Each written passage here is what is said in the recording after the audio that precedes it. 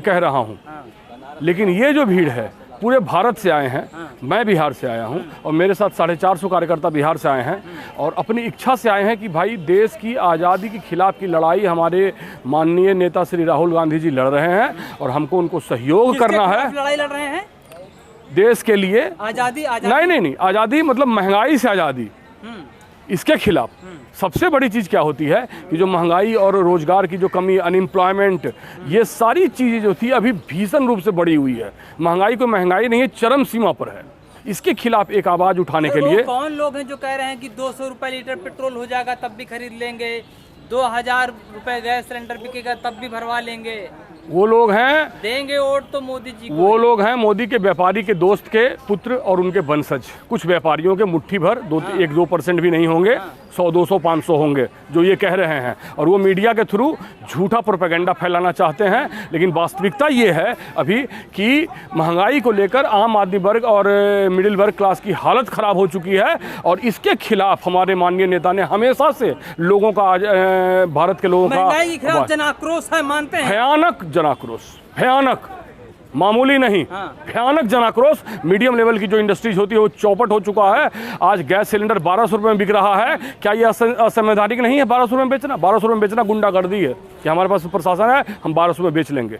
ये महंगाई नहीं है, महंगाई 150-10 गुंडागर्दी है। ये महंगाई का रूप गुंडागर्दी ले चुका है ये कि मैं बेचूंगा, मेरे पास में पावर है, मैं इतने में ही बेचूंगा। कैसे बेच रहे हैं? किसने उनको कहा, रिकमेंडेशन दिया कि आप बेचिए? उन्होंने सारे तंत्र को फेल करके महंगाई को देश हित में बताया जा रहा है। महंगाई देश हित में है, देश मजबूत होगा अगर चीजों को देश में पैसा पहुंचेगा तो। कुछ मीडिया जो है जो बिका हुआ मीडिया है और कुछ भी व्यापारी हैं जो मीडिया को खरीद रहे हैं, वही लोग ये बात बोल रहे हैं और उनके बोलने से कोई फर्क नहीं पड़ रहा है। अगर फर्क पड़ा होता तो 2 लाख लोगों की भीड़ की रैली नहीं होती। और इसके बाद अगले 7 सितंबर से 3-4 दिन बाद भारत जोड़ो यात्रा निकल रही है जो कश्मीर से कन्याकुमारी तक लगभग 4000 किलोमीटर की दूरी पैदल राहुल गांधी जी तय करेंगे। मैं चैलेंज करता हूं कि प्रधानमंत्री जी उनके साथ 10 किलोमीटर चल के दिखा दें तो हम मान जाएंगे। उनकी हिम्मत नहीं है। उस चीज पे हम बाद में आएंगे, लेकिन कह रहे हैं कि जो महंगाई है जी ठीक है, महंगाई है, लेकिन ये जब हमने शेर पाला है इतना खर्चा तो उठाएंगे ही। जी, शेर पाला है ना, तो जिन्होंने पाला है व्यापारी के पुत्र, उनको जंगल में रहना चाहिए। उनके लिए शहर और समाज नहीं है। यहाँ बात हो रही इंसान की, ये बात हो रही इंसान की, भारत के जनता की। कांग्रेस ने हमेशा से भारत की जनता की लड़ाई लड़ी है। नहीं मानते हैं, सियार मानते हैं। सियार जो शेर रहेगा ना, वो चीन से लड़ लिया होता, पाकिस्तान से लड़ लिया होता, जैसे भारत ने 5 बड़े-बड़े युद्ध लड़े हैं। लाल आंखें दिखा रहे हैं, कुछ नहीं, लुक के छिप के भाग गया। भगोड़ा प्रधानमंत्री है, भाग गया डर से। अपनी जनता को अपनी जनता को पुलिस के द्वारा अपनी जनता को तंग करता है, अपने डराता है। आज चीन ने अरुणाचल प्रदेश में गांव बसाया, कहाँ गया उनकी हैसियत और उनकी बोली? अपनी जनता को तंग करने के लिए प्रशासन है और प्रशासन का सबसे निचला स्तर होता है जब वो अपनी ही जनता को तंग करने लगे। तो आज तरह तरह से शिक्षा की बात कीजिए, सारे सरकारी स्कूल बंद किए जा रहे हैं। जो भी बड़े संस्थान हैं उसकी फीस को 5 गुना 10 गुना बढ़ा दिया जाए कि मिडिल वर्ग लोगों से बाहर हो जाए। सर, न्यू एजुकेशन पॉलिसी है, इसके तहत देश को विश्वगुरु बनाना, विश्वगुरु नहीं बनाना है। उसके उस तरह से लोगों को भ्रमित करके उनके बच्चों को बर्बाद करना है, जो कि वो कर नहीं पाएंगे। ये सब प्रयास वो अभी 2-4 साल 2 साल कर ले, वो कर नहीं पाएंगे।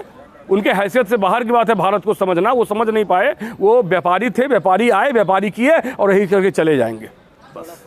लेकिन मोदी के नहीं गुमराह कर रहे हैं जनता को, ये हल्ला बोल ये सब करके। कौन बोल रहा है? लेकर के जो उनकी नींद हराम है। यहाँ से जादू करने वाले लोग हैं, यहाँ से जादू करते हैं। यहाँ से 2 किलोमीटर है प्राइम मिनिस्टर ऑफिस और यही करेंगे, ताल ठोक के करेंगे। काला जादू करते हैं। बोलने दीजिए, उनकी नींद हराम है। प्रधानमंत्री और उनके कुछ चाटुकारों की नींद हराम है। यही रामलीला मैदान में करेंगे 2 लाख लोग की रैली। वो करना है उनको, करके दिखा दें कुछ, यही जान लीजिए। करेंगे, यही करेंगे। 24 की वैकेंसी भी खाली नहीं है। प्रधानमंत्री 24 की वैकेंसी, सपना ना देखें। 24 की वैकेंसी वो खुद विदा हो जाएंगे। जनता इस बार उनको देने वाली नहीं है। हर जगह से उनको लताड़ मिल रही है। अभी बिहार में देखिए, नीतीश कुमार ने उनको छुट्टी कर दिया। कि आप इस तरह की योजना लाइएगा अग्निवीर और अग्नि लुटेरा कि देश को लूटने के लिए, छात्रों का शोषण करने के लिए, वो चलेगा क्या? बोला आपने, अग्निवीर लुटेरा? हाँ, इस तरह की कार्रवाई से 4 साल की नौकरी और खुद वो 5 साल का पेंशन ले रहे हैं। नहीं, क्या बात है, ये तो शोषण है ना। अग्निपथ से अग्निवीर बनाएंगे। हाँ, तो अग्निपथ पे प्रधानमंत्री चले ना, अग्निपथ पर 2 कदम चल के दिखाए ना। सेना सशक्त होगी, अग्निपथ होगी, जी नहीं, 17 साल के लड़कों को लद्दाख में खड़ा करना शोषण है, ये मानवता के खिलाफ है ये काम उन्होंने जो किया है। और उन्हीं के नेताओं ने बोला है कि बीजेपी दफ्तर में हम ऑफिस में नौकरी देंगे। ये मैं बोल रहा हूँ क्या? उन्हीं के बड़े कद्दावर नेता, एमपी के नेता ने बोला है कि मैं बीजेपी के दफ्तर में उसको रखूंगा। उसकी क्या हैसियत है? वो मानसिक रूप से विकलांग है, पूरी आधी से ज़्यादा बीजेपी की पार्टी मेंटली हैंडीकैप।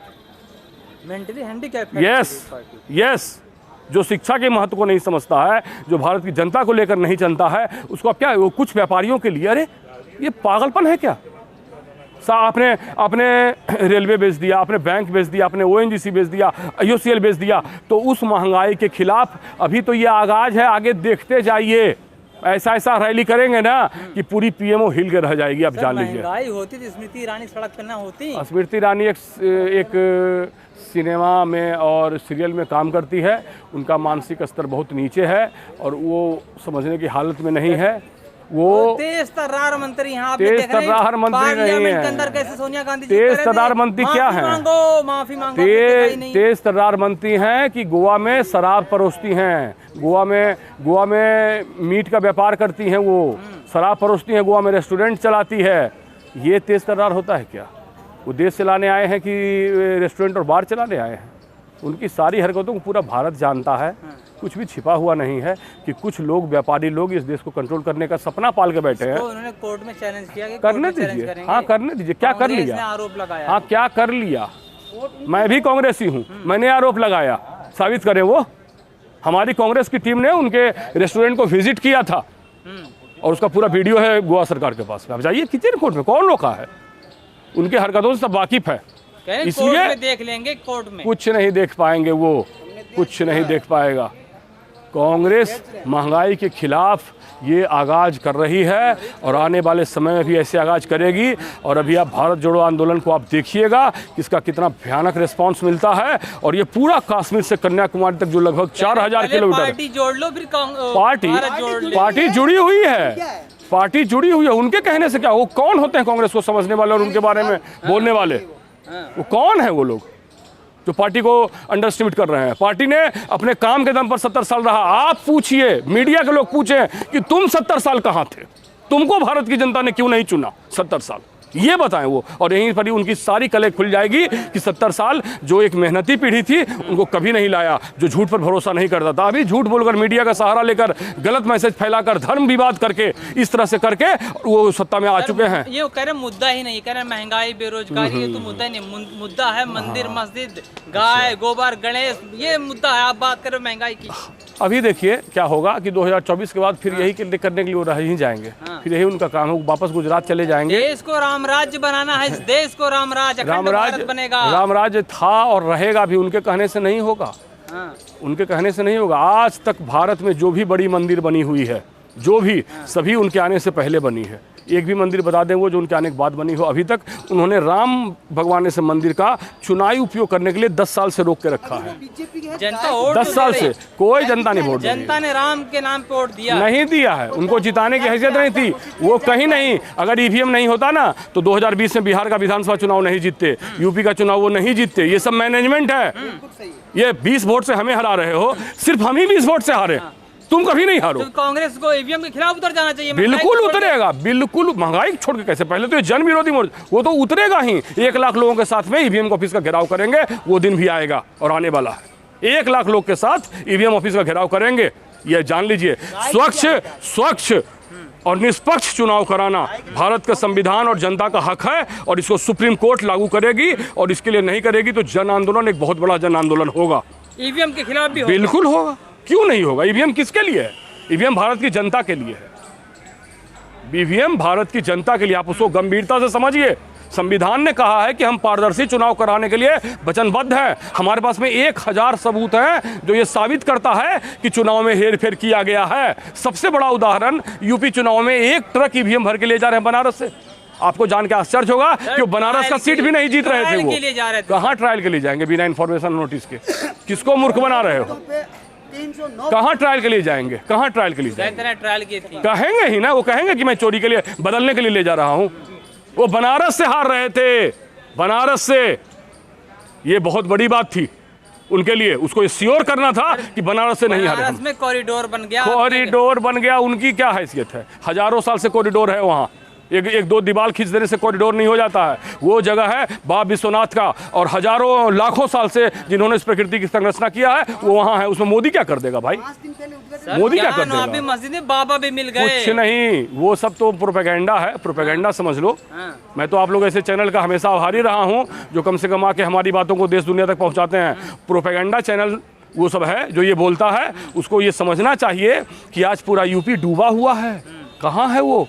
5 दिन पहले उद्घाटन ही डूबा हुआ है पूरा कॉरिडोर, पता है कि नहीं? कह रहे हैं वहाँ सब कुछ अच्छा है। अच्छा है, पूरा कॉरिडोर डूबा हुआ है। जाओ ना भाई। Law and order, law and order.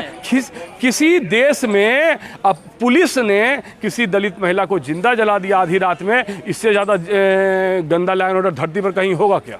कह रहे अपराधी तो वहाँ थर थर कोई अपराधी खुद सरकार बना हुआ है। अपराधी खुद सरकार बना हुआ है, ये जान लीजिए। अपराध करने से पहले 100 बार कोई नहीं, ऐसा कुछ भी नहीं है। डेली बड़े बड़े अपराध हो रहे हैं, डेली। बुलडोजर चल जाता है सर, आपको कुछ क्या नहीं, पता? बुलडोजर चल रहा है ना। अपराधियों के घरों पे बुलडोजर चलता है। बुलडोजर चल रहा है ना, तो बुलडोजर तो बिजनेसमैन के घर चलाना चाहिए कि उसने कैसे देश को खरीदा। रेलवे किसका था जो उसने बेच दिया? किसी का है वो जो बेच देगा। अगर आप इसकी ऑडिटिंग करवाएंगे, किस पे बुलडोजर चलता है वहाँ पे? गरीब लोगों पर। आज आप बताइए कि छोटे छोटे मीट मुर्गा बेचने वाले को अपने बुलडोजर चला दिया, और वहीं बड़े बड़े रेस्टोरेंट है जिसमें मुर्गा परोस रहा है, आप जाके तोड़ो।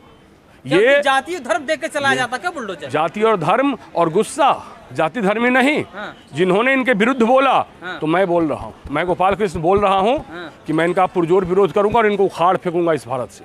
दोबारा ये फिर 70 साल नहीं आएंगे, ये लिख के ले लो। कल जो आपका ये महा रैली जो हो रही है जी, महंगाई के खिलाफ, कितना सफल मानते हैं इसको? 2 लाख लोग, 2 लाख लोग, राजस्थान, यूपी, हरियाणा, दिल्ली, बहुत हद तक बिहार, 2 लाख लोग।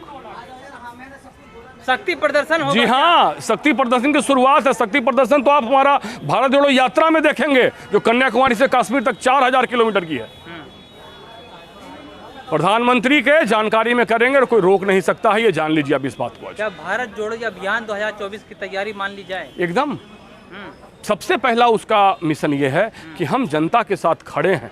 हम जनता की महंगाई से त्रस्त हैं। शिक्षण संस्थानों को ख़त्म किया जाना, उसके फ़ी को 5 गुना 10 गुना 20 गुना बढ़ाकर कि गरीब से ये दूर हो जाए, इस तरह की साजिश का कांग्रेस पार्टी विरोध करती है। और इसीलिए चूंकि हमेशा से कांग्रेस ने जनता की लड़ाई लड़ी है, कभी अंग्रेज़ों के साथ, आज इनके साथ, आज अंग्रेज़ के भक्तों के साथ लड़ रहे हैं, जो अंग्रेज़ के नौकर रहे हैं उनके साथ लड़ रहे हैं। और हमारे माननीय श्री राहुल गांधी जी उनसे लड़ने के लिए तैयार खड़े हैं।